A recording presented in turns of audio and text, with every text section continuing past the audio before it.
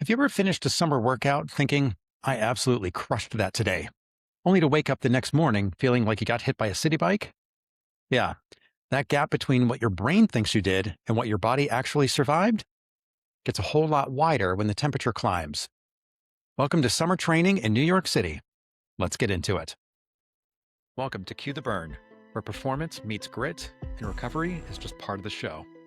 I'm your host, Mark Lusk, manual physical therapist, former professional dancer, and lifelong athlete who's still chasing the fire well into my 50s. This podcast is all about the science, stories, and strategies that fuel high-performing bodies. Whether you're on stage, under a barbell, or navigating the grind of urban life, from injury prevention to mental resilience, we're diving deep into what it takes to stay strong, mobile, and ready for whatever role life casts you in. Cue the music, cue the lights, cue the burn. Let's go.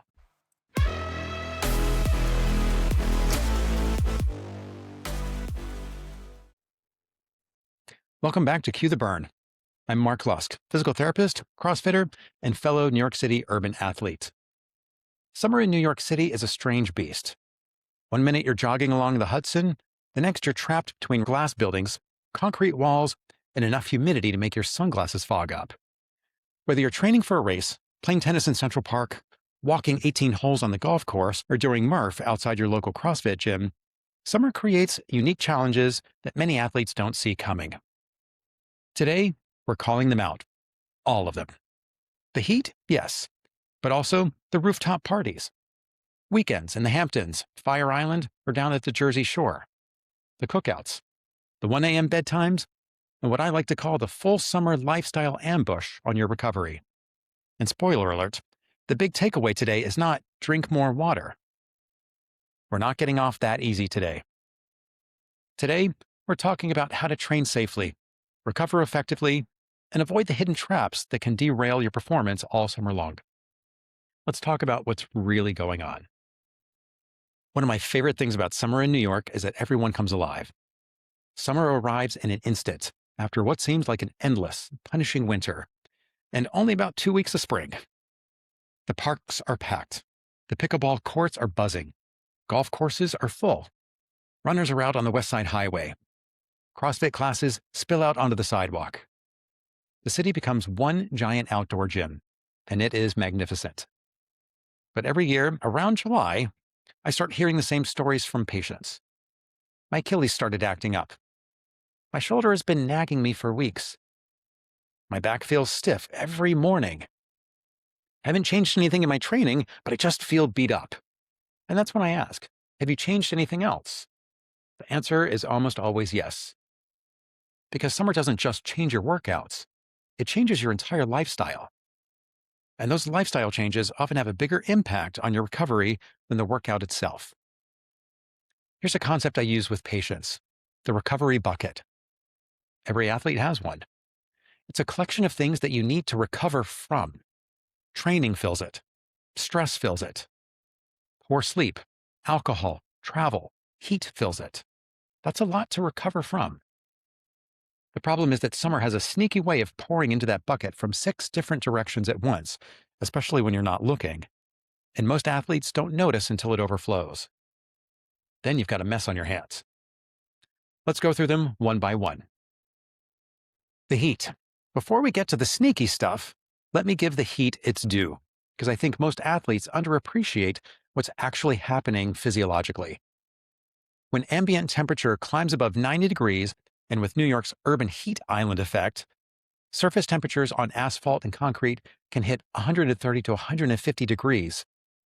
Your body starts shunting blood to the periphery to cool itself down, which means less blood going to working muscles. Your heart rate runs higher for the same effort. Research from the Journal of Applied Physiology shows that performance decrements in the heat begin at core temperatures around 38.5 Celsius, which is about 101 degrees Fahrenheit. That's before you even feel hot. For my runners, your easy pace in summer should genuinely be easy. We're talking 60 to 90 seconds per mile slower than your winter easy pace, minimum. This is not weakness, this is physiology. Train by effort, not by GPS.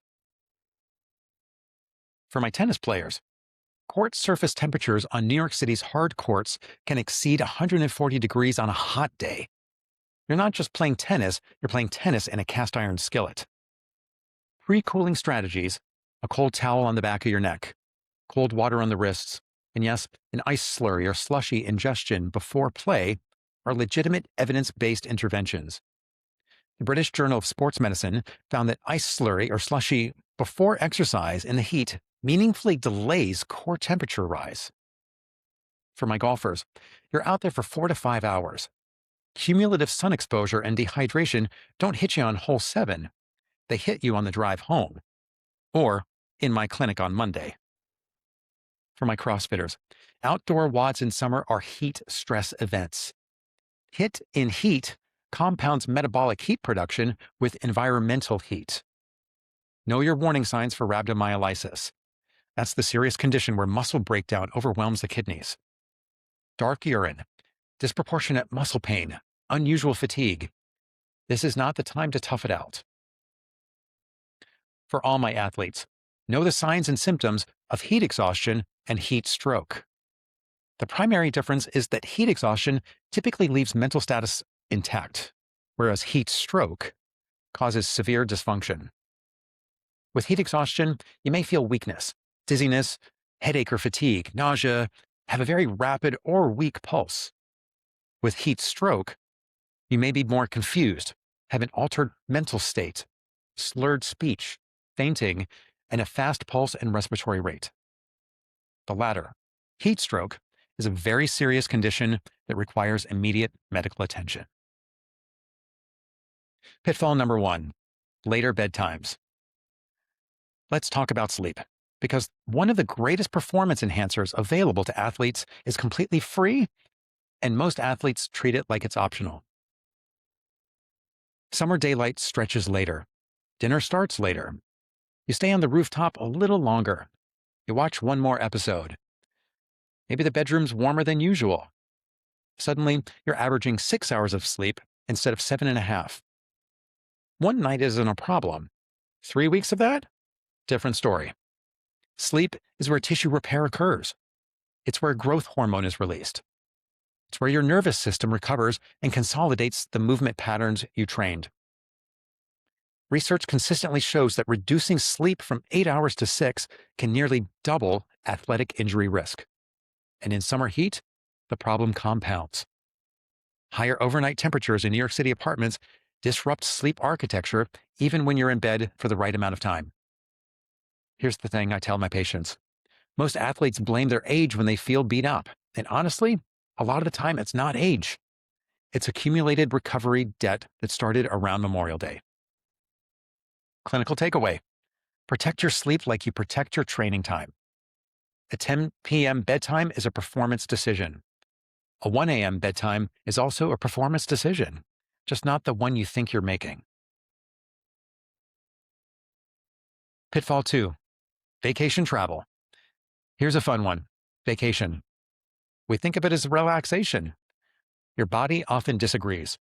Air travel, long car rides, hotel beds, different pillows, different meal schedules, more walking, less mobility work, poor hydration.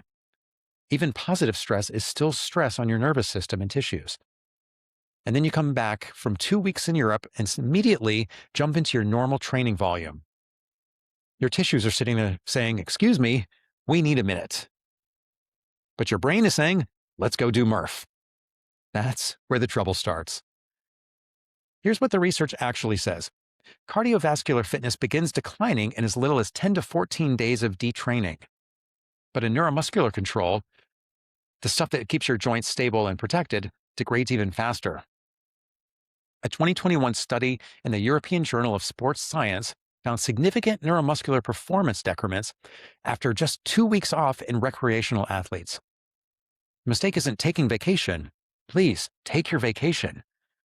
The mistake is assuming time away equals recovery and then coming back aggressive.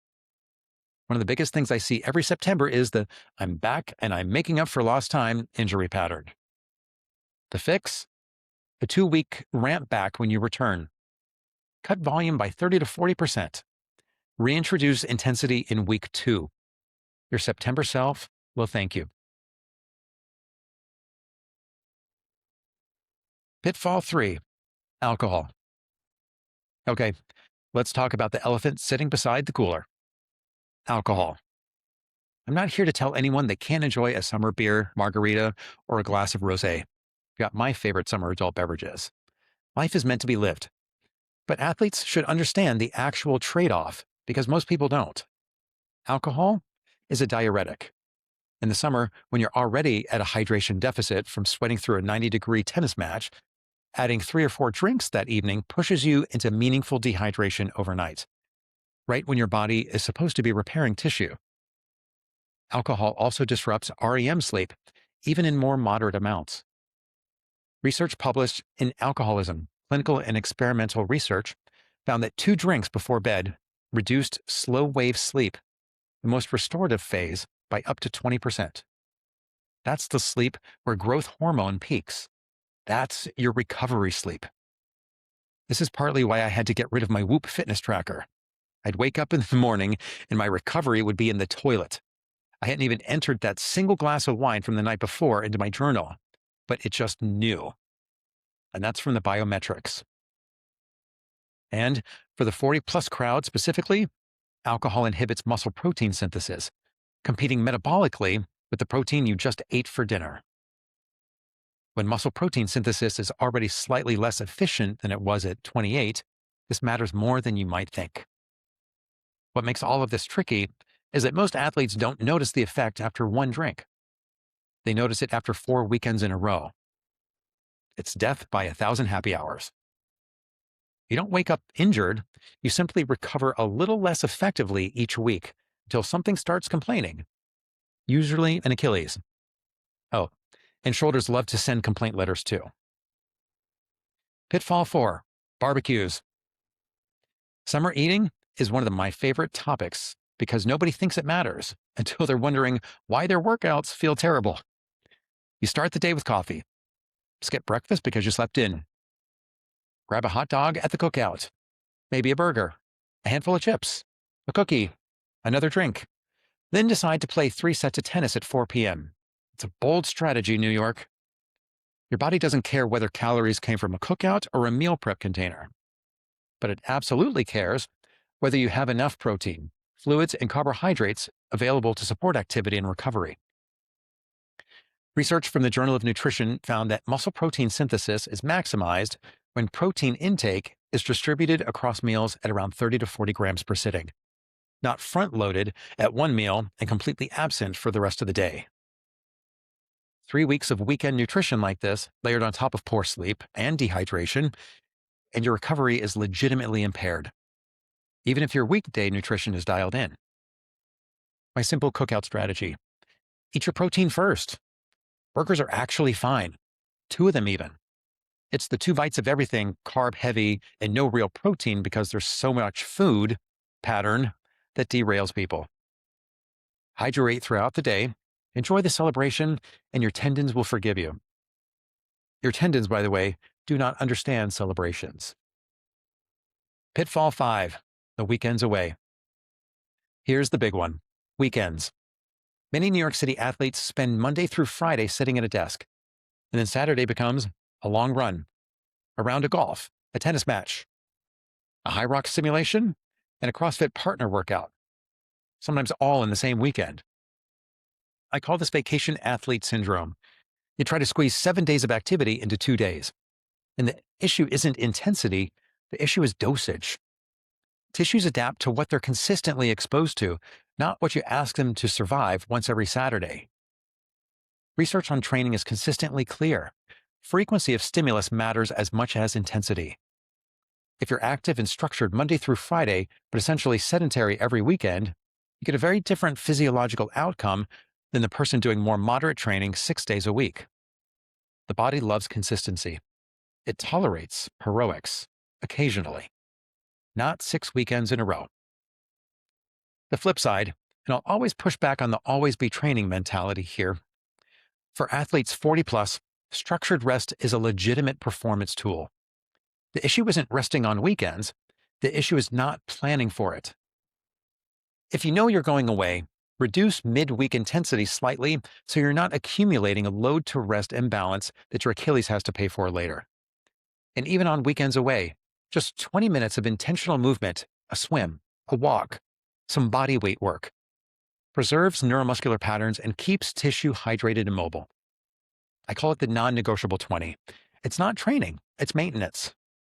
And it makes a real difference Monday morning. Pitfall 6, social events. Finally, and this is the connective tissue between all the other pitfalls, pun intended, social events. Concerts, weddings, travel, family gatherings, weekend trips, late nights, early mornings. The summer calendar fills up fast, and before long, your recovery becomes fragmented. The mobility work gets skipped. The strength sessions become random. Hydration is an afterthought, sleep is inconsistent. The challenge isn't any one event, it's that structure disappears. And structure is protective. Research in chronobiology, the science of biological rhythms, shows that irregular sleep-wake timing disrupts cortisol rhythms, growth hormone release, and immune function, independent of total sleep duration. It's not just how much sleep you get, it's when you sleep and wake. An irregular schedule at the same total hours is a different stressor than a consistent one. The injury isn't random. It's often the final vote in a long series of small decisions that all seemed fine in the moment. My recommendation? Anchor 2 or 3 non-negotiables. Protect your morning workout slot or your recovery ritual the way you'd protect a meeting with your most important client. Everything else can flex. But if you let summer eat every anchor point, September becomes a visit to my clinic. And while I genuinely love seeing you, I'd rather see you at your best. Here's the good news. You don't have to choose between enjoying summer and performing well. You just need to understand that recovery becomes more valuable when life gets fuller. The athletes who thrive all summer aren't necessarily the fittest. They're the ones who stay the most consistent when everyone else gets distracted. And that's where today's Burn Toolkit comes in. Here are 5 quick strategies to help you train smarter this summer. Number 1, train by effort, not by numbers. Your fitness isn't disappearing in the heat. The environment changed, not your capability. So use RPE, rate of perceived exertion, or heart rate as your guide. If your heart rate is running 15 beats higher than normal at your easy pace, that's real data. Slow down. The fitness is there. Your body is just doing extra work to keep you alive at the same time. Number 2, start hydrating earlier than you think. Don't begin hydrating when you're thirsty. That means you're already behind. Start 60 to 90 minutes before training. Think preparation, not emergency response. Number 3, replace electrolytes, not just water. For efforts longer than 60 minutes in the heat, water alone can actually dilute your electrolyte balance. Sodium, magnesium, potassium, these matter. An electrolyte drink or tablet is not a gimmick in New York summer. It's a real clinical recommendation. Number 4, respect recovery like it's part of the program. Sleep, nutrition, and routine are not soft variables. They are the program. 2 nights of poor sleep before a hard, long run is a different workout than 2 nights of solid recovery before the same run. Protect the inputs. Number 5, use the 2-day rule. If soreness, elevated resting heart rate, unusual joint pain, or fatigue persists more than 48 hours after a workout, your body is leaving you a voicemail. Listen to it. Don't send it to voicemail a 3rd time. That's when it starts texting your PT. Summer training isn't about proving how tough you are. It's about proving how smart you can be. The strongest athletes aren't the ones who ignore the heat, push through the fatigue, and grind through July and August on 6 hours of sleep and cookouts. The strongest athletes are the ones who adapt, who understand what's happening in their body and make choices accordingly. 17 years of treating athletes in the city has taught me one thing above all else. The people who stay healthy through the summer aren't the most disciplined, they're the most aware. They know what's coming. They plan for it. And they don't let "it's summer, we're supposed to have fun" turn into "I'm in PT for 6 weeks because I came back from the Hamptons and immediately ran 12 miles." Train with patience and recover with purpose. Stay in the game long enough to actually enjoy the results. Because the goal isn't to just survive the summer, it's to come out stronger on the other side. And remember, the fire doesn't go out in summer, it just burns differently. I'm Mark Lusk at MVMT Physical Therapy, and this is Cue the Burn. As always, check out our social media at MVMTPT and our blog and website at www.mvmtpt.com for more information. Please subscribe, like, and review our podcast. Make sure you share it with your friends and colleagues, especially that one friend who thinks rosé at midnight before a 7 a.m. run is a solid training strategy. Now, get outside and play.